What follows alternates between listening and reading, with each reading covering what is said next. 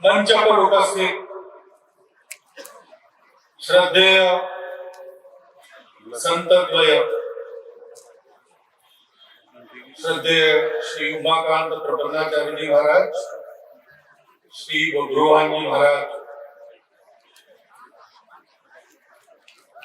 कल्याण आश्रम के अखिल भारतीय अध्यक्ष आदरणीय रामचंद्र खराडी जी, माननीय प्रांत संघचालक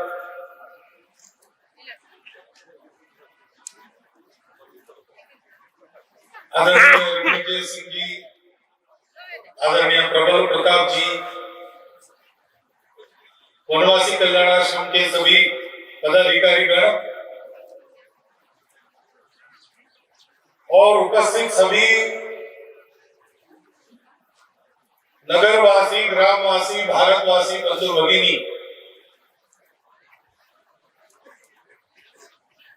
मेरे लिए बड़ा सौभाग्य का अवसर है कि आप लोगों के दर्शन हो जाते हैं। आजकल तो मैं नागपुर में हूं, लेकिन मैं रहने वाला जहां का हूं वो वनवासी जिला है, चंद्रपुर है।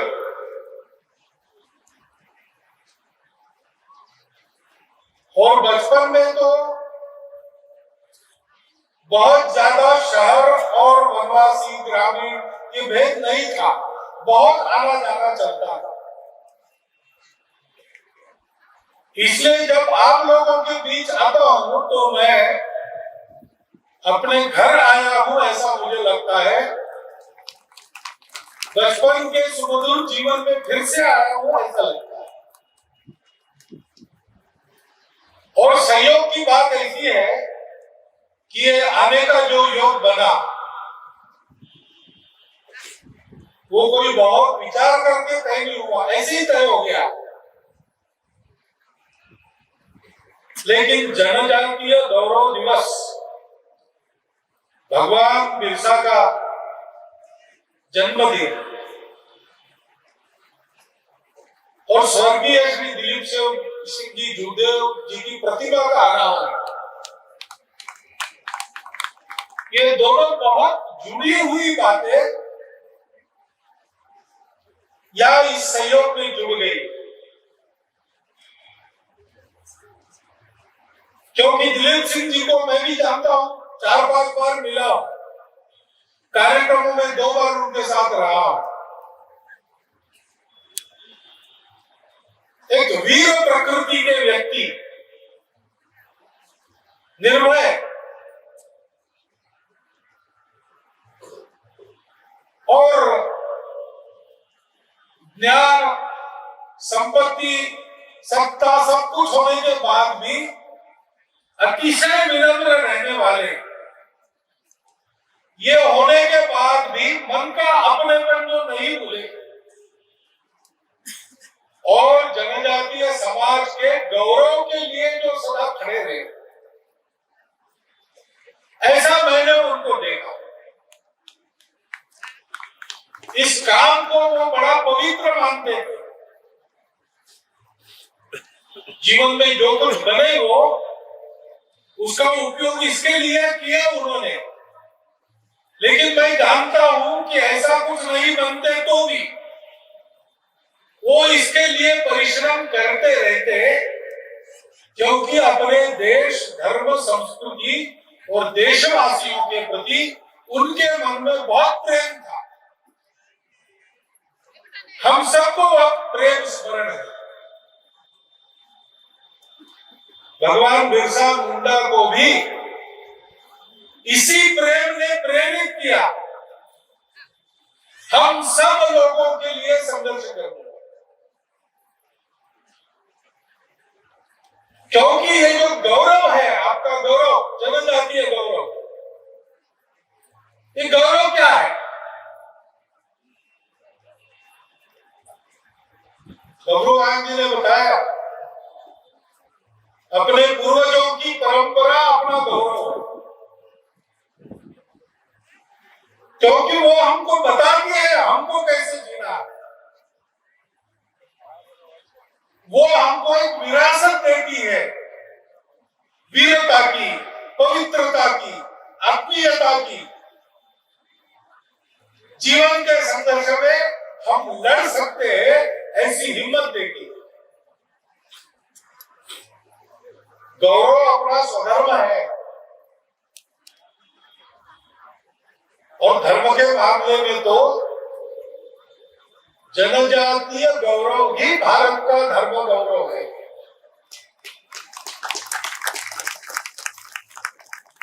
क्योंकि ये भारत का धर्म कहां से आया? इतने सारे देवी देवता पूजा पद्धति अलग अलग होने के बाद भी सब लोगों का व्यवहार एक सा रहता है। परहित सरिस धर्म नहीं भाई, पर पीड़ा सब नहीं अगमाई, ऐसा कहते हैं। ये धर्म आया कहां से? ये धर्म खेतों में और जंगलों में से उपजा है। भारत के सभी धर्म भारत को यहाँ के कृषकों ने और वनवासियों ने दिए हैं। उस धर्म का गौरव, जनजातीय धर्म गौरव, जनजातीय लोगों का गौरव, ये इसीलिए भारत का गौरव। तपश्चर्या की बात बबरुआ जी ने आपको बताई। वो धर्म के 4 पैर में से एक पैर है। आप जिस प्रकार सत्य के पीछे चलते हैं, जनजातीय समाज की प्रसिद्धि है, वहां झूठ नहीं होता, वहां अप्रामाणिकता नहीं होती। हमारे ग्रामीण इलाके में और हमारे जंगलों में कोई रास्ता भटक भी जाए, जब तक उसको मनुष्य और गांव जंगल में मिलते रहेंगे, वो भूखा नहीं रहेगा, प्यासा नहीं रहेगा। आज भी अनुभव आता है वहां जाने वाले लोगों को, वहां घूमने वाले लोगों को। ये करुणा कहां से आई? वो भी धर्म का एक अंग है। किसने दी? इसी जनजातीय समाज ने दी। हमारा धर्म सब में पवित्रता देखता है, क्योंकि वो स्वयं का अंतःकरण पवित्र है। वो नदी, नाले, पेड़ पौधे, पशु पक्षी सब में भगवान को देखता है और इसलिए वो पर्यावरण का मित्र है, प्रेमी है, पर्यावरण का विकास करता है, अपनी उन्नति के लिए पर्यावरण को खराब नहीं करता। ये किसने सिखाया? सदैव जंगलों में पर्यावरण के साथ रहने वाले, पर्यावरण में अनेक बातों को देवी देवता मानने वाले हमारे जनजातीय बंधु ही। वो जनजातीय धर्म केवल जनजाति का नहीं, संपूर्ण भारत का गौरव है। और इसलिए प्रत्येक भारतवासी ने जनजातीय समाज की सुरक्षा, उनके गौरव की रक्षा, उनके गौरव की वृद्धि, इसके लिए उनके साथ खड़ा होना चाहिए, जैसे दिलीप सिंह जूदेव जी खड़े रहते रहे। उनके जीवन से यह संदेश हमको लेना और हमको इस गौरव से समझना है। एक बार इस गौरव को समझ गए, सब कुछ अपने आप ठीक हो जाएगा। इस गौरव को हम समझे, उसके आधार पर एक होकर खड़े रहे, सत्य के लिए, देश के लिए, धर्म, संस्कृति, समाज के लिए। हमारे पास ये गौरव है, उसकी सारी दुनिया को जरूर है। उसके लिए भारतवर्ष को इस गौरव को धारण करके खड़ा होना है। उस गौरव का परिचय हम करें, हम उसे न भूलें, हम अपने 16 संस्कारों को न भूलें, हम अपने रीति रिवाजों को, अपने देवी देवताओं को, अपने पूर्वजों को, उनके पराक्रम को न भूलें। क्योंकि भूल जाएंगे तो बड़े बड़े पराक्रमी भी निठल्ले हो जाते हैं। सीता जी को खोजने गए वानर वीर, दक्षिण में गए हनुमान जी थे, जांबवान जी थे, अंगद थे, नल नील थे, एक से एक वीर थे, लेकिन समुद्र तक सीता जी मिली नहीं। अब समुद्र में आगे क्या है? कुछ नहीं। कौन जाएगा, कौन देखेगा? और वापिस भी नहीं जा सकते। काम बताया है, काम पूरा किए बिना कैसे वापिस जाएंगे? उन्होंने तो सोचा नहीं जाएंगे, यही बैठेंगे, अनशन करेंगे, राम नाम लेते लेते मर जाए। बैठे, राम नाम का जप करने लगे, राम की कथा बताने लगे। तो आज संपाति नाम के एक गिद्ध थे, उनके पंख जल गए, क्योंकि संपाति और उनके छोटे भाई जटायु बचपन में उन्होंने सोचा, पराक्रमी लोग थे, बड़ी कल्पना करते थे, उनको लगा सूरज तक जाएंगे उड़ते उड़ते, और दोनों सूरज की तरफ गए। लेकिन सूरज का ताप महाभयंकर होता है, हम इतना दूर पृथ्वी पर है, हमको भी सहन नहीं होता। वो जैसे ही पास गए, जलने लगे। तो जटायु अपने छोटे भाई को बचाने के लिए संपाति ने अपने पंखों का घेरा उसकी इर्द गिर्द कर दिया, उसको अपने आगोश में लिया। तो संपाति के पंख जल गए, जटायु संपाति दोनों गिर गए। जटायु गिरते गिरते पंख थे इसलिए उड़ गया, दूर चला गया। संपाति वहां सागर किनारे दक्षिण में गिर गया। अब बिना पंख का गिद्ध, उसको खाने को क्या मिलेगा? बहुत कठिन स्थिति थी। उन्होंने देखा कि यहाँ कुछ वानर बैठे हैं और खा कुछ नहीं रही है, तो मरेंगे।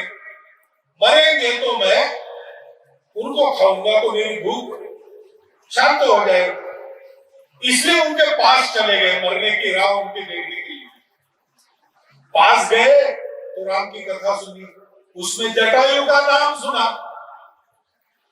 तो जटायु का नाम सुना तो गए उनके पास, बोले आप जटायु का क्यों नाम ले रहे हैं? आप जटायु गिद्ध की बात कर रहे हैं, वो तो मेरा छोटा भाई है, उसका समाचार क्या है आपके पास, बताइए हमको। तो समाचार क्या था? समाचार यही था कि सीता जी को बचाते समय रावण से युद्ध करते करते जटायु को वीरगति प्राप्त हो गई, शहीद हो गए, हुतात्मा हो गए। वानर वीरों ने बताया, तो कुछ शोक वगैरह जो करना किया, श्राद्ध किया जटायु का, और फिर वानर को कहा, हनुमान जी अंगद सबको कहा संपाति ने कि आपने मेरे भाई की खबर दी, मैं उसका श्राद्ध कर सका, इसलिए अब आपका कोई काम बताओ जो मैं कर सकूं। उड़ तो मैं नहीं सकता, लेकिन मेरी नजर कहीं भी जा सकती है, बड़ी तेज नजर है।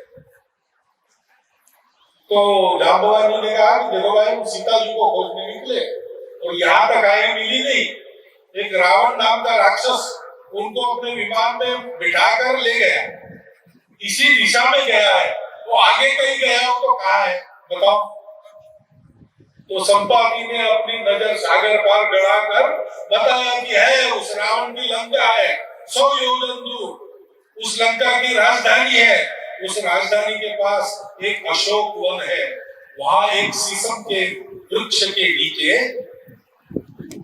वो बैठी है सीता, मैं देख रहा हूं। तो पता चल गया सीता जी का, सबको आनंद हो गया।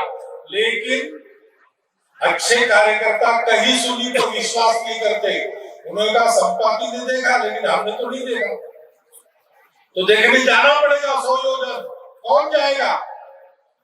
अंदर ने कहा मैं जाता हूं। सबने कहा नहीं, तुम राजकुमार हो, राजा को आगे करके लड़ाई नहीं करती, लड़ने वाले आगे जाते हैं, राजा को पीछे, तो तुम नहीं जाओगे। जाम्बे ने कहा मैं जा सकता था, लेकिन अब मैं बूढ़ा हो गया, मेरा विश्वास नहीं। नलों ने कहा मैं जा सकता हूं, लेकिन फिर वापस आने की ताकत नहीं रही। नील ने कहा मैं जा सकता हूं, लेकिन बीच में एक घाट चाहिए। अब समुद्र में कहा घाट बना, तो सब लोग खोजने लगे हनुमान जी को। हनुमान जी मुंडी नीचे करके एक पेड़ के नीचे बैठे। तो जाम्बवानी ने कहा भाई, राम का काम है, तुम क्यों ऐसे बैठे हो? हनुमान जी ने कहा मैं क्या कर सकता हूं, आप बहुत सीनियर लोग हो, सब एक से एक, आप नहीं कर सकते तो मैं क्या कर सकता हूं। तो जाम्बवानी जी को ध्यान में आया कि ये तो अपने आप को भूल गया, इसको अपना गौरव पता नहीं। तो जाम्बवान जी ने हनुमान जी को उन्हीं की कथा सुना कि कैसे तुम बचपन में ताकतवर थे, जन्मते ही तुमको लगा आसमान में कोई फल है, सेब है, सूर्य को देखा तुमने और तुम चल पड़े सूर्य की ओर, उसको पकड़ के निगलने लगे, सूर्य डर गया, चिल्लाने लगा, तो सेनाएं आई देवों की, लड़ाई हुई, सबको तुमने मार के पकड़ा, तो इंद्र ने अपना वज्र चलाया, तुम बेहोश होकर धरती पर गिर गए, तो तुम्हारे पिताजी वायुदेव वो गुस्सा हो गए, उन्होंने चलना बंद कर दिया, तो सबकी हवा टाइट हो गई, हवा बंद हो गई, तो सब गए वायुदेव को प्रसन्न करने के लिए, उन्होंने तुमको फिर से होश में लाया और सब देवों ने अपनी अपनी शक्ति तुमको दे दी, तो तुम नहीं कर सकते ऐसा कोई काम नहीं। इस शक्ति के कारण थोड़ा उपद्रव करते थे, इसलिए ऋषियों ने तुमको कहा कि जब तक राम का काम नहीं आता तुम इसको भूल जाओ, इसलिए तुम बोल गए, अब राम का काम आया है, जागो। तो हनुमान जी को जब याद आया अपना गौरव, अपना परिचय, तो याद करने से ही पहाड़ जैसे बन गए और फिर एक ही छलांग में लंका में पहुंच गए। रास्ते में मेंढक को नीचे बिठा दिया, सुरमा के जबड़े में से निकल आए, सीता को मार दिया, लंकिनी को बांध दिया, लंका में जाके सीता जी को खोज लिया, राम का संदेश उनको दे दिया, अशोक वन को उजाड़ दिया, रावण के पुत्र को मार दिया, रावण के दरबार में जाकर राम का खरा खरा संदेश सुनाया और लंका दहन करके रावण और राक्षसों के मन में राम जी की धाक बिठा के वापस। हमारा भी गौरव है और जनजातीय गौरव हमारे गौरव का मूल है। जनजातीय जीवन पद्धति हमारी भारतीय जीवन पद्धति का मूल है। जनजातीय सारे रीति रिवाज हमारे अनेक रीति रिवाजों के मूल है। भारतवर्ष का मूल कृषि और वनों में है, वहां से उपजी हुई ये संस्कृति है, उस संस्कृति की दुनिया को आवश्यकता है। ये भगवान का काम है, भगवान का काम उपस्थित हुआ है। अब हमको जागना है, अपने गौरव का स्मरण करना है, उस गौरव पर पक्का रहना है। अपने देश, धर्म, संस्कृति, समाज, इसका गौरव मन में रखकर उन पर पक्का रखना है, पक्का रहना है। वो अपना मूल है, उससे कटना नहीं है। हमको हमारे भोलेपन का लाभ लेकर ठगने वाले दुनिया में भले ही होंगे, लेकिन हम मजबूत है तो क्या बात। एक खरगोश था जंगल में, सो रहा था साग के पेड़ के नीचे।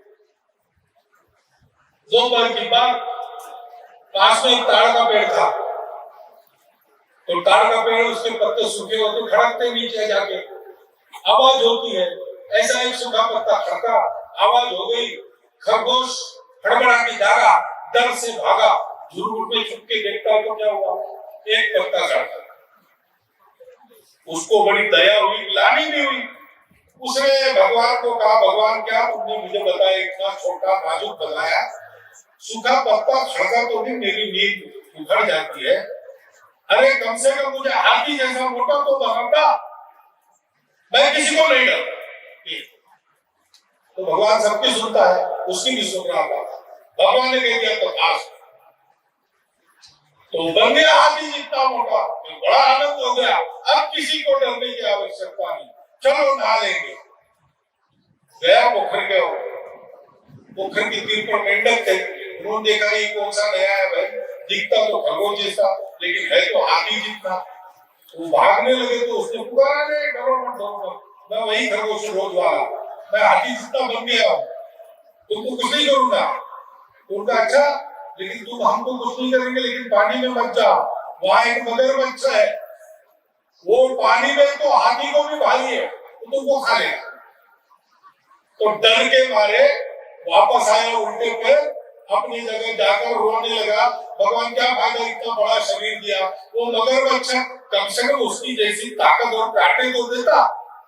भगवान ने फिर कहा तथास्तु, मोटी मोटी खाल उस पर काटे, आगे ताकत भी आ गई, उसको लगा चलो अच्छा हो गया, अब किसी से डरने की जरूरत नहीं। बाहर आया तो शेर की गर्जना सुनाई दी, शेर की आवाज सुनाई दी, स्वभाव से तो खरगोश ही था, दुबक गया, फिर से रोने लगा, हे भगवान कम से कम उसके जैसी आवाज तो देता, किसी का आवाज से डरने की।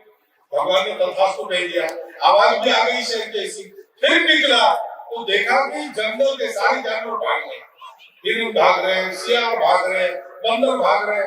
अरे क्यों भाग रहे हो, कहाँ जा रहे हो? तुम्हें बचना है तो तुम भी भागो, हाथियों का झुंड आ रहा है, रास्ते में जो कुछ है उससे रोक रहा है, बच नहीं पाओगे, बीच में आ जाओगे।